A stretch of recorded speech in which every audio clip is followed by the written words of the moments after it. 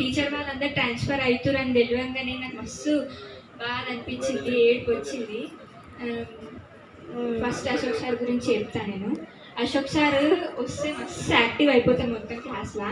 ఇంత ఉడంగా అల్లరి చెయ్యరు, మస్తు జోక్స్ వేస్తాడు సారు.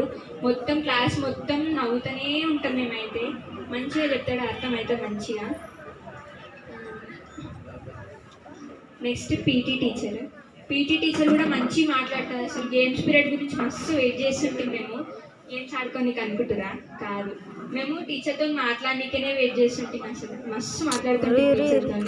టీచర్తో మాట్లాడాలంటే మస్తు ఇష్టం ఉంటుండే మాకు. అమరమ్మ టీచర్, మన స్కూల్లో ఏ ప్రోగ్రామ్ జరిగినా కానీ అమరమ్మ టీచరే డ్యాన్స్ నేర్పిస్తుండే. డ్యాన్స్ అంటే అమరమ్మ టీచరే గుర్తొస్తుండే. ఇప్పుడు అమరమ్మ టీచర్ లేదు. డ్యాన్స్ నేర్పడానికి ఎవరన్నా ఇవ్వలేరు. కొత్త టీచర్స్ వచ్చి వాళ్ళు నేర్పిస్తారు.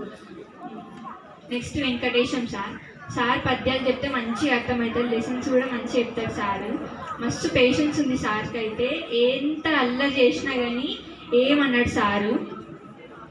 దేవికేషన్ సార్ అయితే నాకు వాణిశ్రీ అని పిలుస్తుండే. ఇప్పటికి నేను ఎప్పుడు కనిపించినా కానీ సార్కి నేను పలకరియకపోతే కూడా ఇంకా సారే నాకు పలకరిస్తుండే. ఏమమ్మ వాణిశ్రీ అని అంటుండే సార్. నాకు మస్తు ఇష్టం సార్.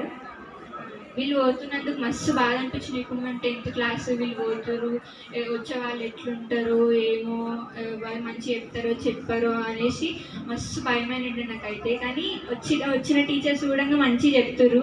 వాళ్ళని రీప్లేస్ చేసిరు మంచిగా. Thank you so much.